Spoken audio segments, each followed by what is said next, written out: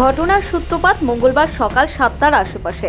কলকাতার কুমোরটুলি ঘাটে দুই মহিলা ভারী একটি ট্রলি ব্যাগ নিয়ে গঙ্গার কাছে যাচ্ছিলেন, যা দেখে স্থানীয়দের খটকা লাগে।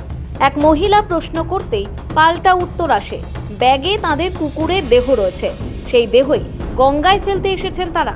কথায় অসঙ্গতি মেলায় আশেপাশের লোকজন এসে নীল রঙের ওই ট্রলি ব্যাগ খুলতেই ভেতরে দেখা যায় টুকরো টুকরো দেহ। কাছেই সুতানুটি থানার আউটপোস্টে খবর দেওয়া হলে পুলিশ এসে দুই মহিলাকে ভ্যানে তোলে, বাজেয়াপ্ত করা হয় নীল ট্রলি ব্যাগ। স্থানীয়রা যখন মা মেয়েকে পাকড়াও করে তখন তাদের কাছে একটি ট্রেনের টিকিট পাওয়া যায়। খতিয়ে দেখে জানা যায় উত্তর 24 পরগনার কাজীপাড়া থেকে কলকাতার পার্ক সার্কাস পর্যন্ত ট্রেনে আসার টিকিট কেটেছিলেন তারা। ওই ট্রলি ব্যাগ নিয়েই দুজন ট্রেনে ওঠে। দেহ কোথায় ফেলবে ভেবে প্রথমে প্রিন্সেপ ঘাট, এদিক সেদিক ঘুরে আহিরিটোলা ঘাটে পৌঁছন। তারপর নির্জন এলাকা দেখে কুমোরটুলি ঘাটে দেহ ফেলে তথ্য প্রমাণ লোপাটের চেষ্টা করেন তারা। প্রথমে দুই মহিলা মানতে না চাইলেও ব্যাগ খুলতে সবটা স্পষ্ট হয়ে যায়। ট্রলি খুলে দেখা যায় তাতে মহিলার 3 টুকরো দেহ। জানা যায় ধৃতদের নাম ফাল্গুনী ঘোষ ও আরতি ঘোষ। সম্পর্কে ফাল্গুনীর মা আরতি, মৃত মহিলার নাম সুমিতা ঘোষ। ঘটনায় চাঞ্চল্য ছড়া এলাকায়।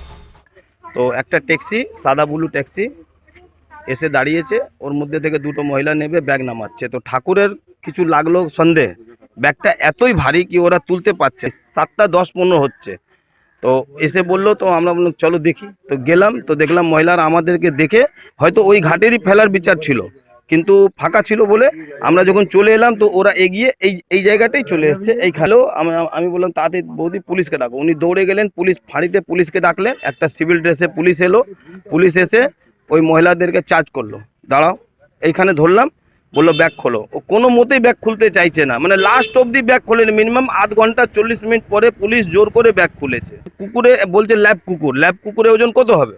20, 30, 40। দুজন, তাও কি ট্রলি ব্যাগ চাকা লাগানো, সেটা টানতে পারছে না। ওই জন্য আমাদের আরও এ হলো কি আছে, সন্দেহ হলো কি আছে না। তখন যখন পাড়ার মোটামুটি 50-100 জন মানে জমে গেল, তখন ওরা একটা যে বয়স্ক লোক ছিল, বয়স্ক মহিলা, সে বলছে কি এনার ননদের বড়াই বলছে, কখনো কুকুর আছে, কখনো ননদ আছে, কখনো পিসি শাশুড়ি আছে। এবার আমাদেরও এ হলো কি আখির, তখন পুলিশ এসে জোর করে ব্যাগটা খুললো। তোর মধ্যে একটা মহিলা, হ্যাঁ ট্রেনের টিকিট পেয়েছে, ওটা বারাসাত থেকে পার্ক সার্কাস টিকিট ছিল, দুটো টিকিট ছিল দুজনের। থানায় নিয়ে গিয়ে ওই মহিলাদের জিজ্ঞাসাবাদ করলে জানা যায় ধৃতরা মৃত সুমিতা ঘোষ সম্পর্কে ফাল্গুনী ঘোষের পিসি শাশুড়ি। পুলিশ ঘটনা তদন্ত শুরু করেছে। প্রাথমিক তদন্তে জানা গিয়েছে মধ্যম গ্রামের একটি ভাড়া বাড়িতে ওই ঘটনাটি ঘটে। সেখানেই থাকতেন ফাল্গুনী এবং আরতি ঘোষ। আমাদের নর্থ কোর্ট থানায় একটা খবর আসে একটা দুজন মহিলা সাসপিশিয়াস অবস্থায় করছেন, ওদের কাছে একটা ট্রলি মতন কিছু আছে। এই খবর পেয়ে পুলিশ গিয়েছিল ওখানে। তো দুজন মহিলাকে পাবলিক ডিটেন করে রেখেছিল। ওদের ফার্দার যখন ট্রলি দেখা যায়, ট্রলিতে একটা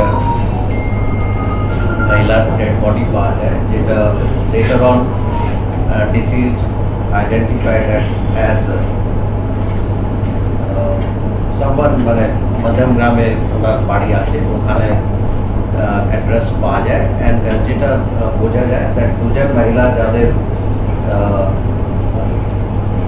নাম হচ্ছে Falguni Ghosh and Arati Ghosh. Falguni is daughter of Arati. এই দুজন মহিলার সঙ্গে মানে যে ডিসিজ আছে, শি ইজ রিলেটিভ, মানে ফাল্গুনির শ্বশুরের বোন আছে। এরকম ডিটেলস আমরা পেয়েছি। And there was some dispute yesterday night. ওই ডিসপিউট নিয়েই এই ইনসিডেন্টটা ঘটেছে মধ্যম গ্রামে।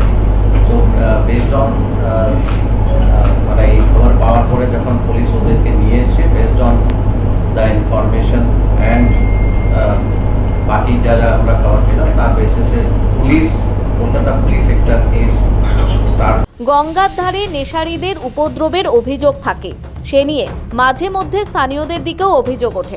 মঙ্গলবার গঙ্গার ধারে বসবাসকারী সেই স্থানীয়দের উদ্যোগে কুমোরটুলি ঘাট থেকে ট্রলি ব্যাগে বন্দি দেহ উদ্ধার করে পুলিশ।